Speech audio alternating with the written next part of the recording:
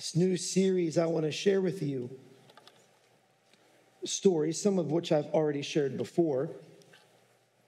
But if you're a note taker, it's going to be a little while until we get to the point of the message where you're going to see some of the notes in your bulletin, and just stick with me.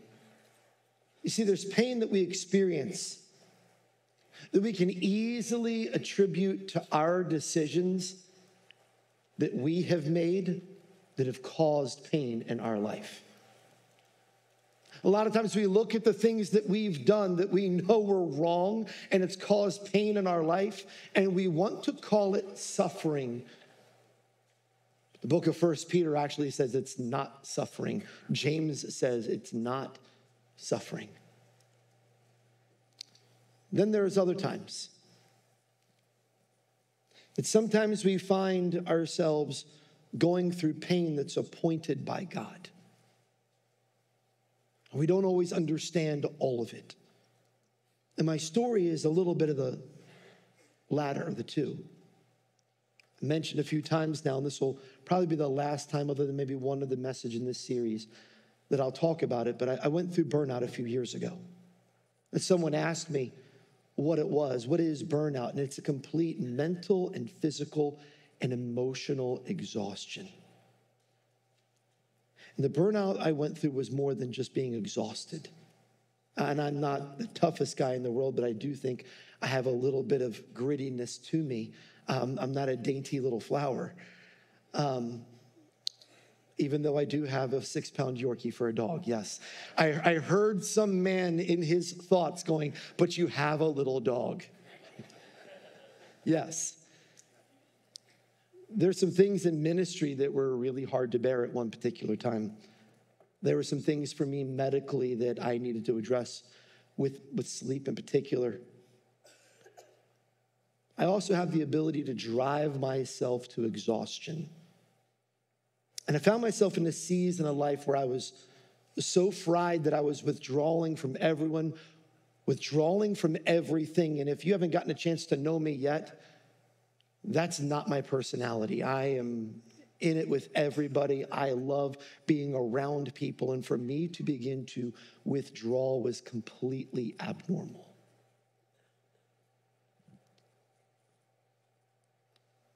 I reached a level where I didn't feel sad. I didn't feel pain. And I didn't feel joy. And I may have felt these things to a point, but it was a very, very limited point. And I'm going to say something that's going to be hard for some people to understand. At one point, I didn't feel loved. And it wasn't because people around me didn't love me. It was because I didn't feel anything. See, sometimes we criticize someone's feelings because we know their feelings aren't true, that it's not reality. See, but it doesn't always mean that their feelings aren't real. You might not know what another person is going through. And I started to notice that I couldn't demonstrate love to the people closest to me, and I couldn't show love to the people that were around me. I think the hardest hit was when my family told me that I was losing my personality. And that might seem odd, that why does that hit so hard? You don't have that great of a personality to begin with. What is there to lose? See, good, you're awake this morning. That's great. But it hit hard when they said I was losing my personality. I sat down to try and do some math one day that normally is just something that I can do in my head, and I struggled. I'd try to communicate, and I wasn't able to express myself. I'm going to tell you what my big fear was. My big fear was that burnout was going to be who I was. This shell of a person that I had become was going to be who I was forever. And I was concerned that I was going to lose the connection that I had with my family, that I had with my friends, that I had with everyone. And you might think, well, why were you afraid that you were going to lose everyone? Why would they walk away from you if you're struggling? They would never do that. And you might know my wife, you might know my daughter, and you're right, they would never do that. But I want you to think about it like this for a second. If I was losing me, then what keeps me from losing everything else? And that's what I was kind of thinking through. That if I was losing pieces of me, well, what keeps me from losing everything else? Somebody asked me one time, they said, well, why didn't you ask for help? And I replied, how do you ask for help when you don't know what's wrong? How do you ask for help when somebody says, how can I help you? And you don't even know what's wrong, let alone be able to articulate what you need.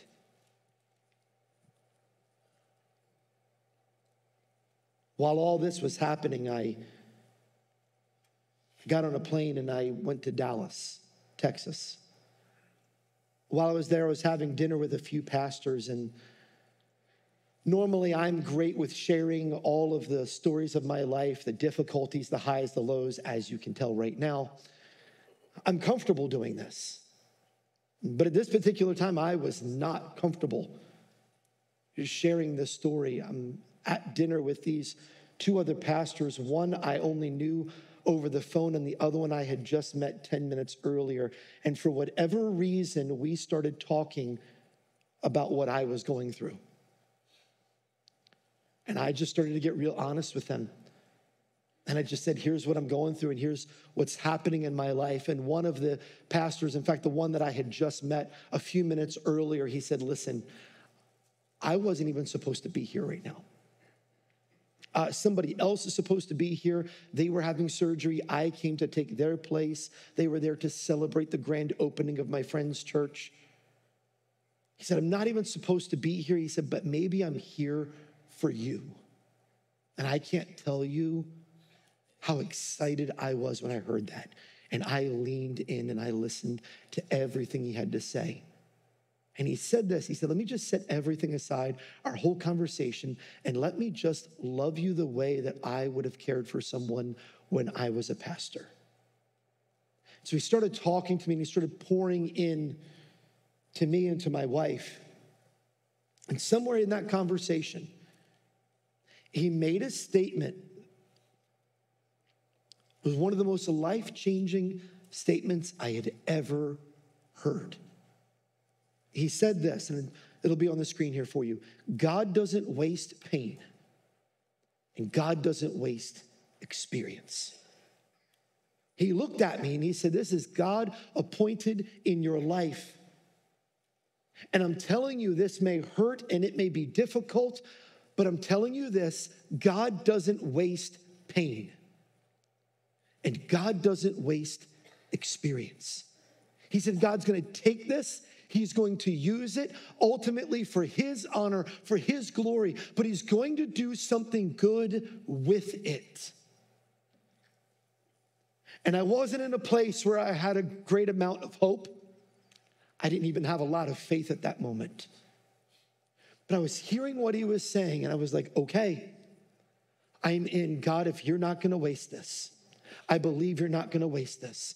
So I'm just going to lean in. They encouraged me. And they said to me, like, listen, there's this assessment for pastors where we bring them in, we put them up in a hotel, they come to this conference for a few days, and you really should come to this thing. You might find some of the answers that you're looking for. You might get some help. So a few months later, I went to this assessment. It was several intense days of interviews, personality profiles, questions, projects, all of this stuff.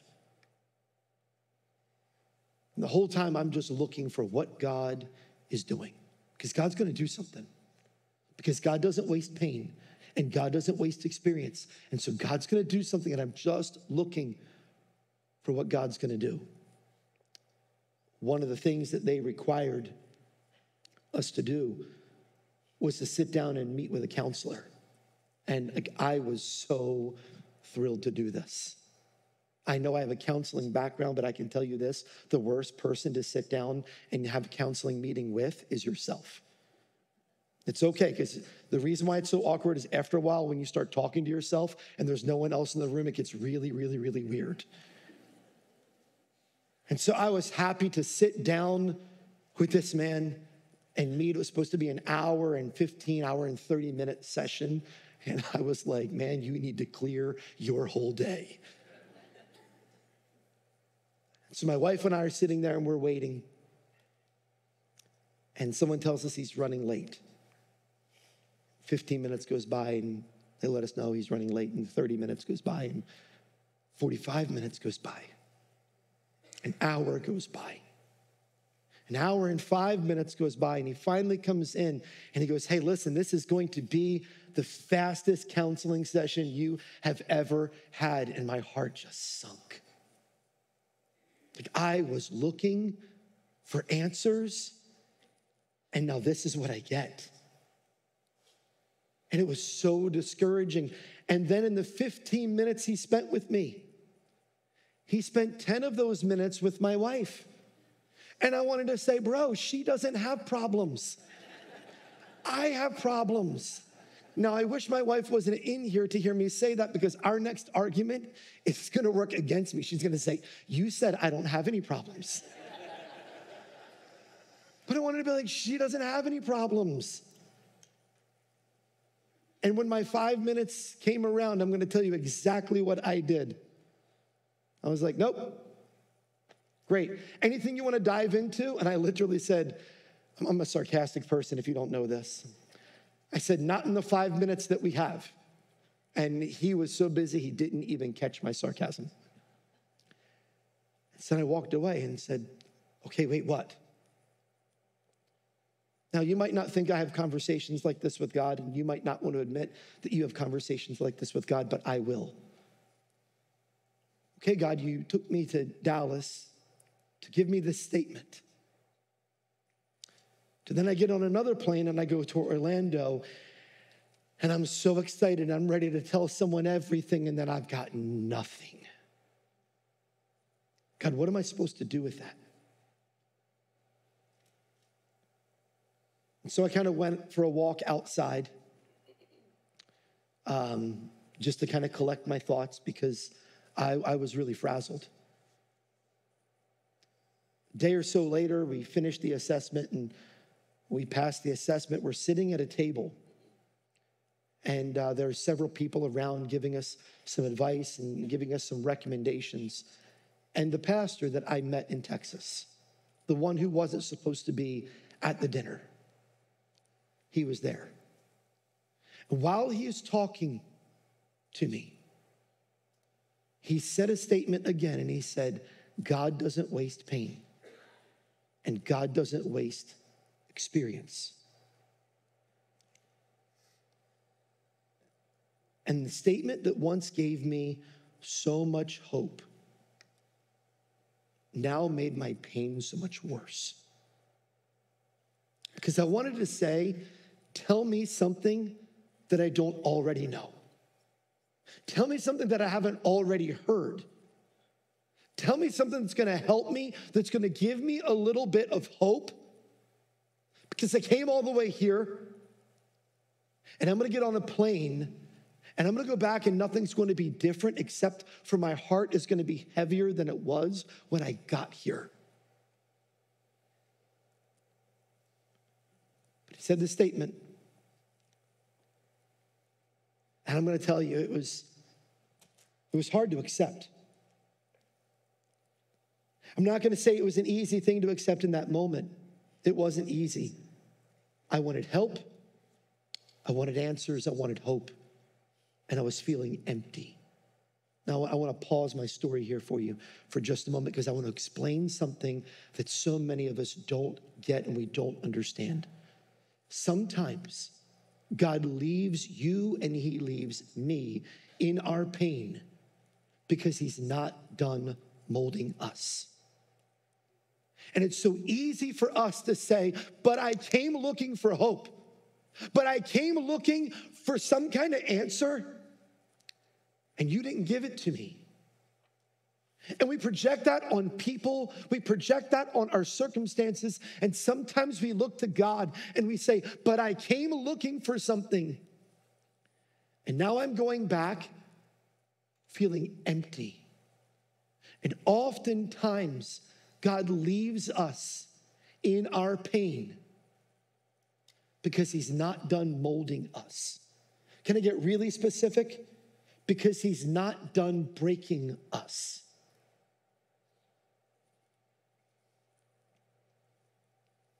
And we fail to recognize it. For the same reason I failed to recognize it. And it's this. We want the results of God.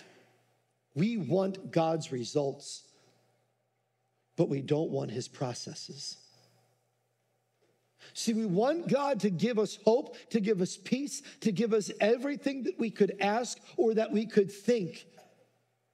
But we don't want the process in which God delivers those things. And at this point in my life, I wanted God to do something. I wanted him to fix everything. But God wasn't finished with his process. He wasn't finished molding me. He wasn't finished breaking me. So often, we want God's results, but we resist God's process. We resist his process because his process often feels like it's breaking us. Some kind of way, it really is. So you may be sitting here and you may have came to this service expecting to leave here with some amount of hope. And let me be completely transparent with you. I am not able to give you hope. Only God can give you hope. But if you're not getting exactly what you're looking for, it might be that his process of molding you and shaping you that feels like it's just breaking you might not be over. Can I tell you something? God doesn't waste pain. God doesn't waste experience. So if I unpause the story, he doesn't waste pain, he doesn't waste experience. But I learned that God wasn't finished bringing me through the pain that he wanted me to experience. So a few months later, and I'm going to be really honest, I was in way worse shape at this point than I was when I was at this meeting. I mean, I was in really bad shape. I was in Colorado and I was sitting with 12 pastors. We were at a leadership retreat. I said, what were you doing at a leadership retreat? I was still looking for answers. And while we were there, we ate dinner, we went around the room and we just started sharing our story. I just shared where I was. I think we ended somewhere around midnight, 1 o'clock, and we stayed up talking. One by one, the guys all went to bed until there was one pastor who stayed up talking with me. His name is Robbie Green. You'll get a chance to meet him at some point. Dear friend of mine. Now, 3 o'clock in the morning might not seem all that late to you, but it was 3 o'clock in the morning in Colorado. So for the rest of the civilized world that functions, it was 5 a.m. And he sat up talking to me and he waited till everyone went to bed. And he said, hey, I've been through what you're going through. He says, I know that you think no one understands you and that no one gets it. But I understand you and I get it. And I want to help you. And he began to invest in my life, not just in that moment, in that evening, but throughout time, he began to continue to pour into my life. At one point, he flew to our church. He met with some of my friends. He sat down and he met with my wife and my daughter for 2-3 hours. And that is the definition of awkwardness. When someone is talking about you to your family for 2 or 3 hours and you don't know what they're saying. But he explained to them what I was feeling, what I was going through. He was answering their questions that I couldn't answer. He was pouring into me in a way that I'm eternally grateful for. See, the road to recovery, it was long. My biggest fear was that I wasn't going to be my old self, and as much as I wanted to be my former self, I wasn't. Something like my experience changes you. But I learned that I thought through things differently, and I was grateful for that. That I shared my struggles differently, and I was grateful for that. I became more compassionate, more understanding, more considerate. But here's something that's so important.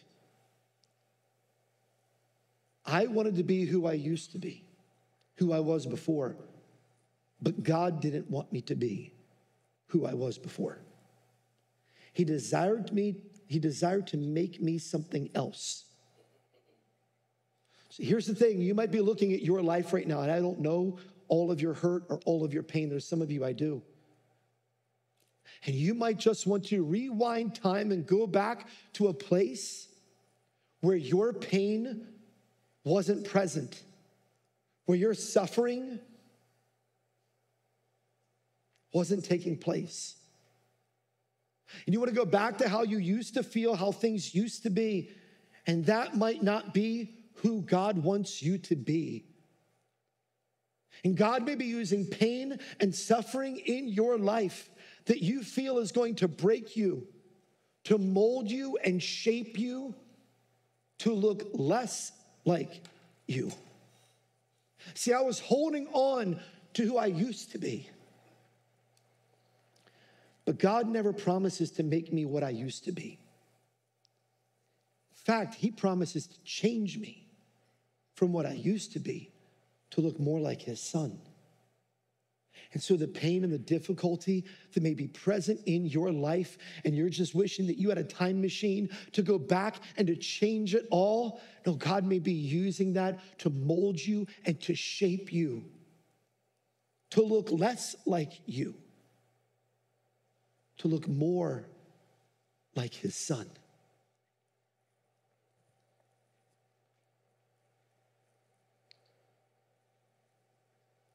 God didn't want me to be who I was.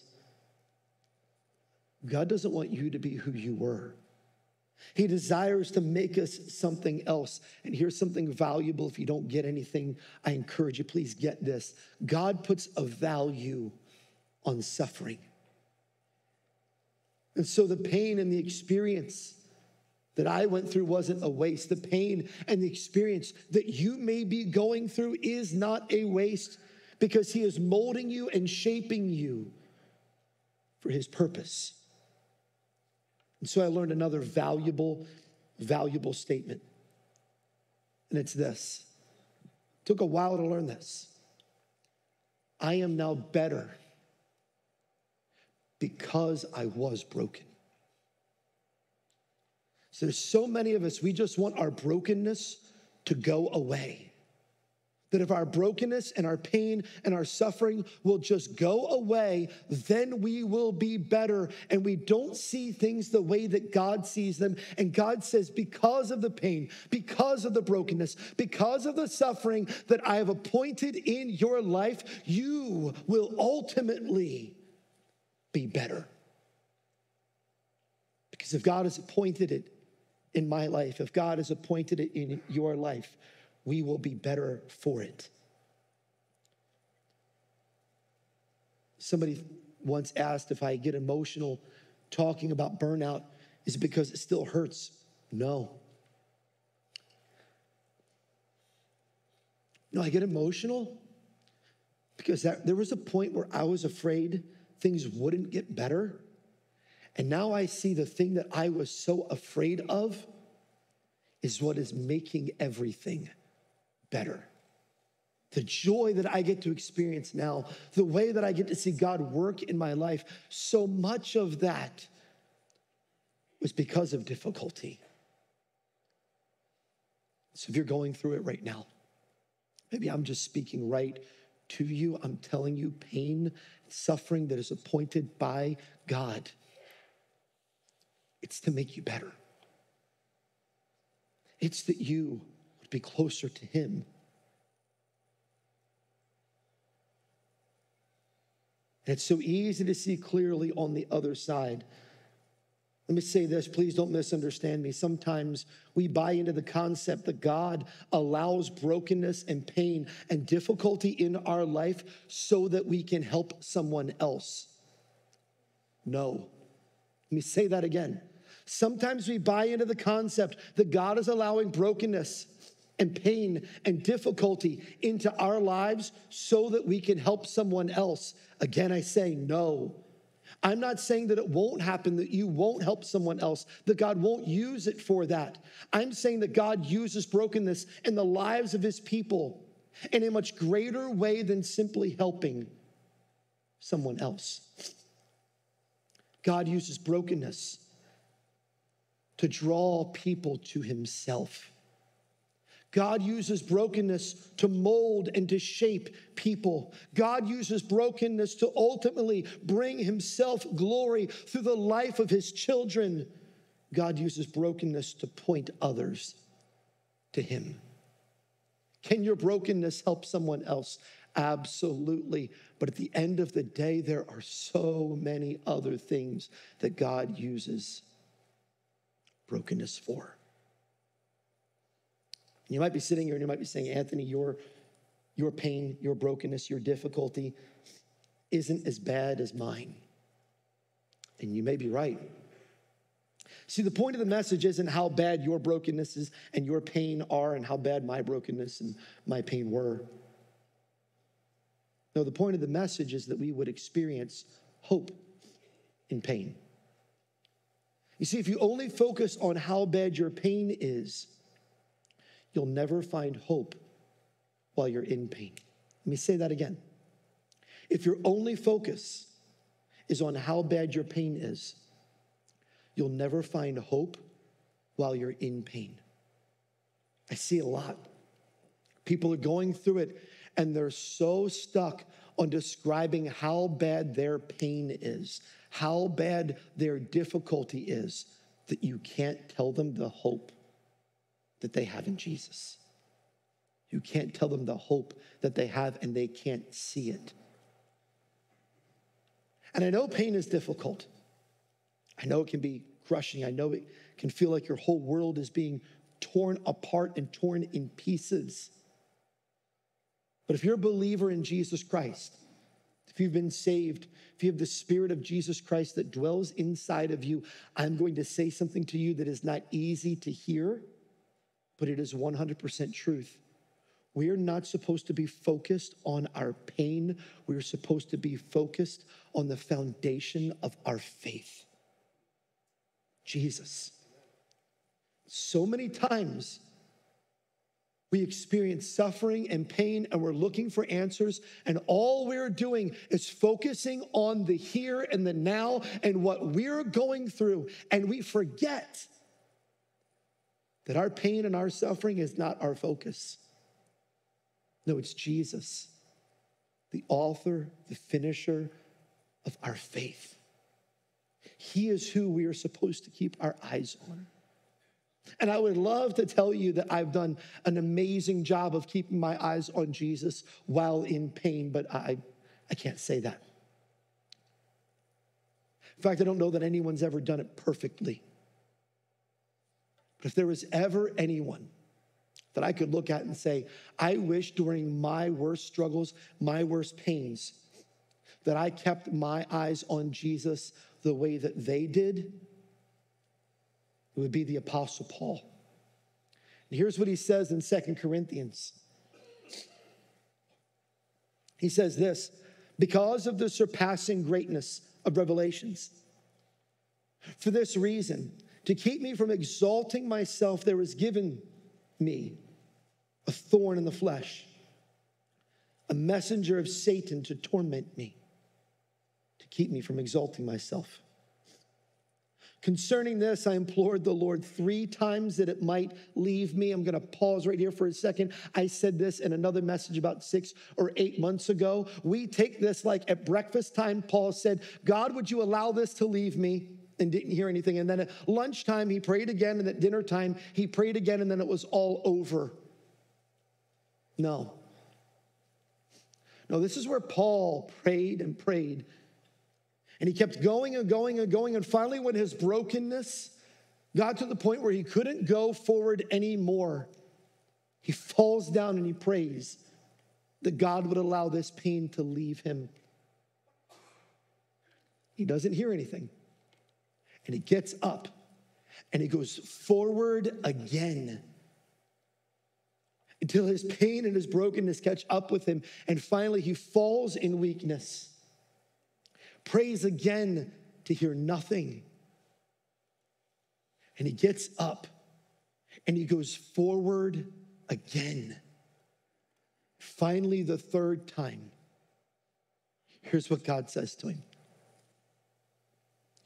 And he said to me, my grace is sufficient for you. For power is perfected in weakness. Most gladly, therefore, Paul says, I will rather boast about my weakness so that the power of Christ may dwell in me. Here's what's so special about this verse. God wanted him to live in weakness, to rely on his power. He wanted Paul to live in weakness, in pain, and in suffering so that he would rely on God's power. And Paul realized that wherever the power of Christ was, amazing things happened. So he says, all right, if pain and suffering is where the power of Christ is, then that's what I want with my life, Paul says. I'm going to be honest with you. I'm thrilled that God brought me through pain and suffering and difficulty and on the other side.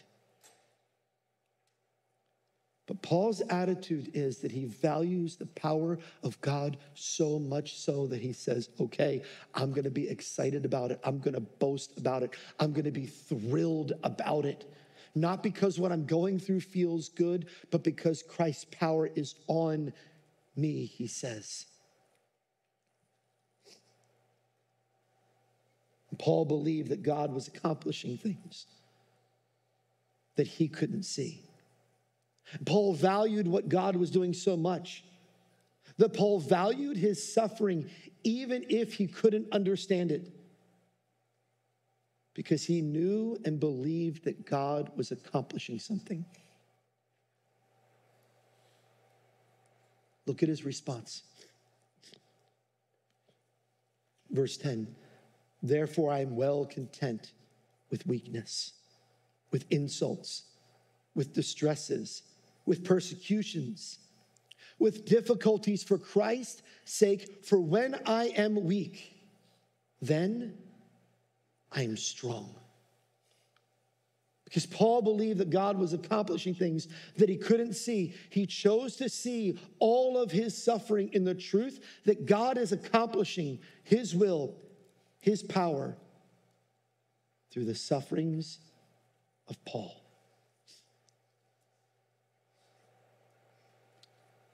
You might say, Anthony, you're speaking to me right now and I'm in the middle of it and I don't see a way out. I don't see hope. I came here looking for hope. And much like your story, you're not giving me hope. I can't give you hope. I can only point you to the one who has all of the hope that you need. This is where your hope belongs.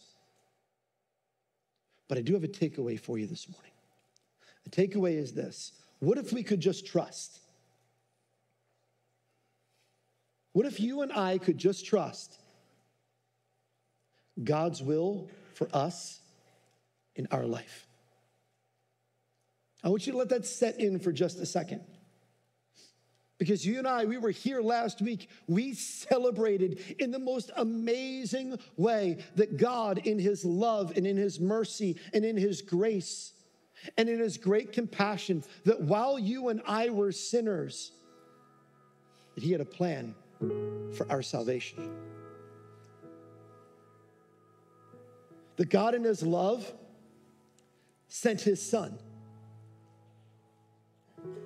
to die for us, that we could have forgiveness, that we who were lost and without hope had no way of having hope. But he gave us his son. He's offered salvation as a free gift. And we celebrated it last week. We celebrate it every Sunday. And right now, if you're hurt and you're struggling and you're looking for hope while you're in pain, let me ask you, what if we could just trust that the God who made a way to forgive us of our sin debt, that we could spend eternity with him, why can't we just trust God's will for our life? He's done everything for us. So I'm telling you, he can restore your marriage. He can heal your pain. He can mend your brokenness, but what happens is we trust him with eternity. We trust him with the thing that we could definitely never solve on our own. And then every other struggle of life, we pretend like he's never done anything for us. That's what I had to come to grips with. The God who loved me, who saved me, who redeemed me, he was only leading me to good things. Did it feel good? No. Did it hurt? Yes. Was there pain? Was there brokenness? Was there sorrow? More than I have spent time describing this morning. But his will was still good. It was leading to good, not just the good that I could see, but ultimately what he has designed as good. So what if you and I could just trust him? What if we could just say, you love me so much that you saved my wicked, sinful soul. I'm going to trust that where you're taking me in this suffering and in this pain is ultimately for good. That is ultimately to make things better.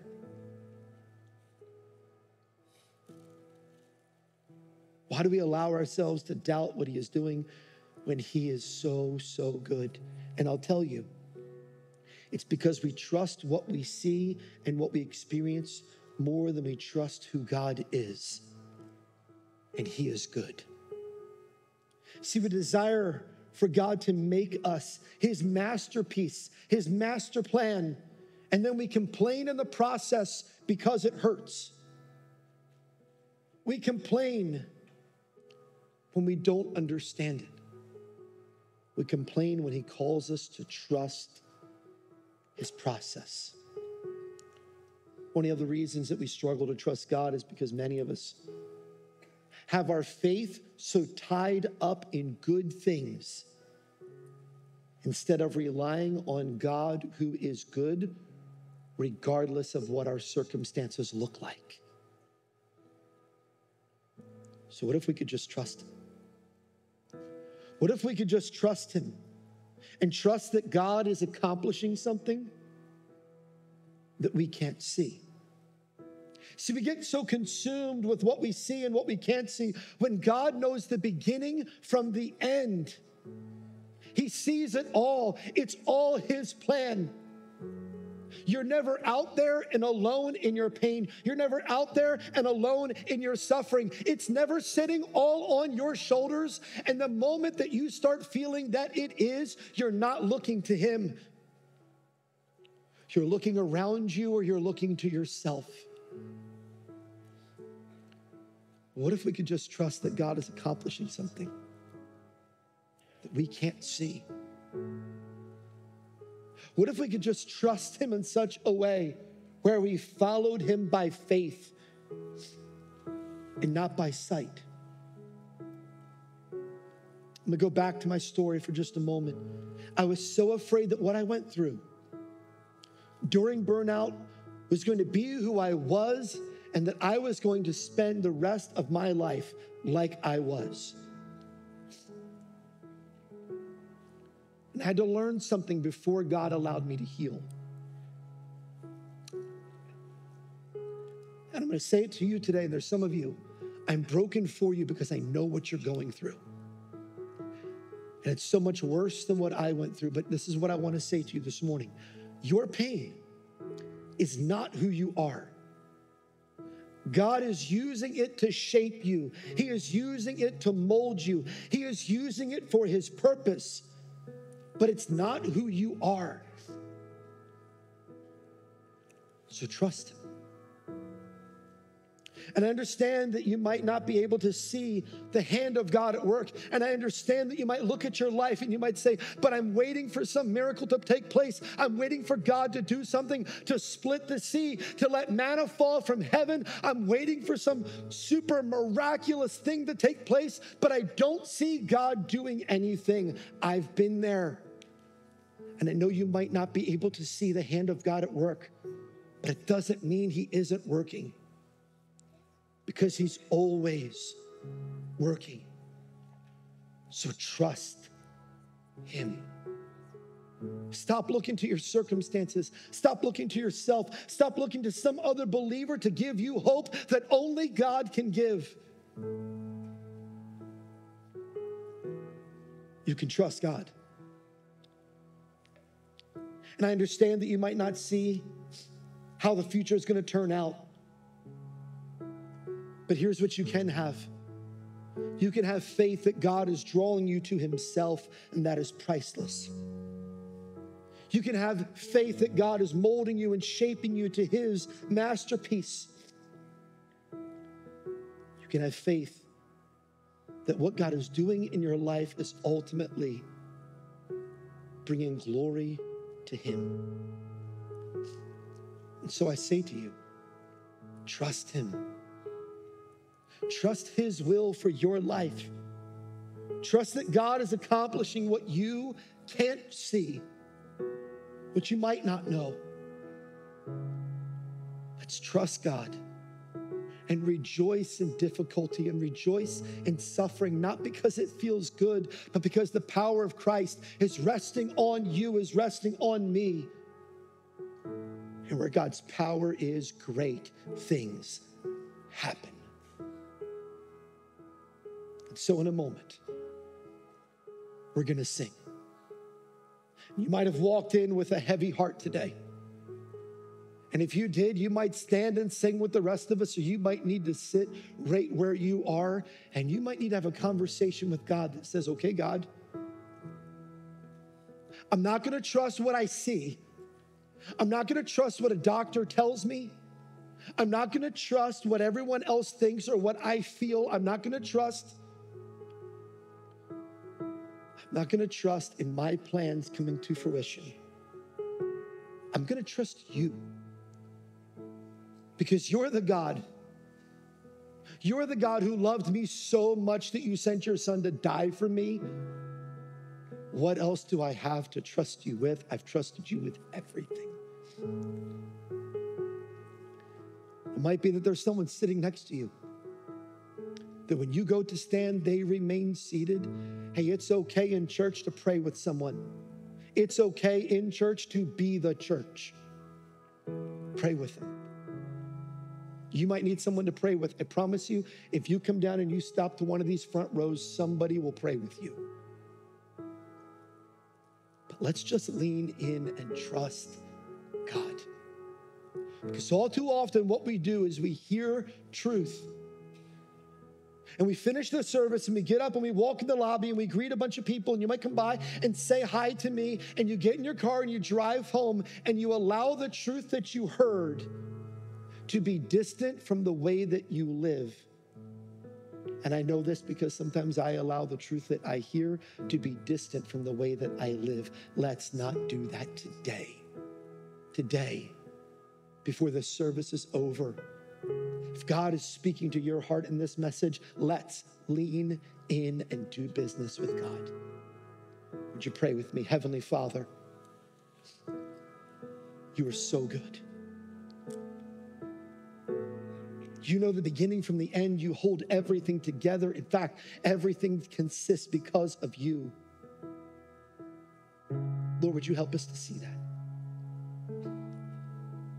Would you help us to trust you? Would you help us to trust you even though we can't see? But Lord, would you remove our eyes from our circumstances, that we would fix them on you? I pray in Jesus' name. Amen.